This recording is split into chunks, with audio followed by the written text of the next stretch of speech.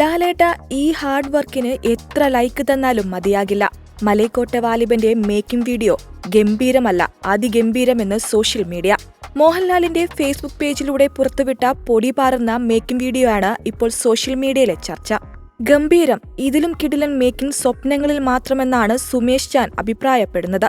വളരെ മികച്ച സിനിമ, കാഴ്ചയുടെ വസന്തം തീർത്ത ക്യാമറ ഫ്രെയിമുകളെന്നാണ് സ്റ്റൈൻ ജോസഫ് പറയുന്നത്.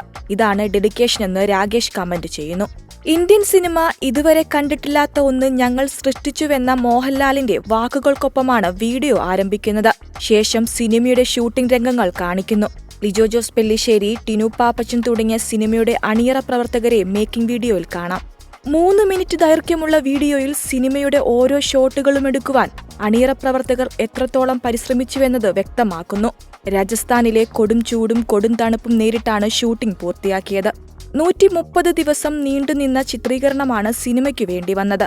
ആക്ഷൻ രംഗങ്ങളിലെ മോഹൻലാലിന്റെ അനായാസത മേക്കിംഗ് വീഡിയോയിൽ കാണാം. കാണുന്നതു മാത്രം വിശ്വസിക്കുക എന്ന് കുറിച്ചുകൊണ്ടാണ് വീഡിയോ അവസാനിക്കുന്നത്. ലിജോ കൃത്യമായ പദ്ധതിയോടെയാണ് ഈ സിനിമ ആസൂത്രണം ചെയ്തതെന്ന് അദ്ദേഹത്തിന്റെ ചലനങ്ങളിൽ നിന്നും വ്യക്തമാകുന്നുണ്ട്. മധു നീലകണ്ഠന്റെ ക്യാമറ ചലനങ്ങളാണ് എടുത്തുപറയേണ്ട മറ്റൊരു പ്രത്യേകത. അങ്ങനെ നോക്കിയ ദൃശ്യപരമായി അതിശയിപ്പിക്കുന്ന മാസ്റ്റർപീസ് സിനിമയാണ് മലൈക്കോട്ടെ വാലിബൻ.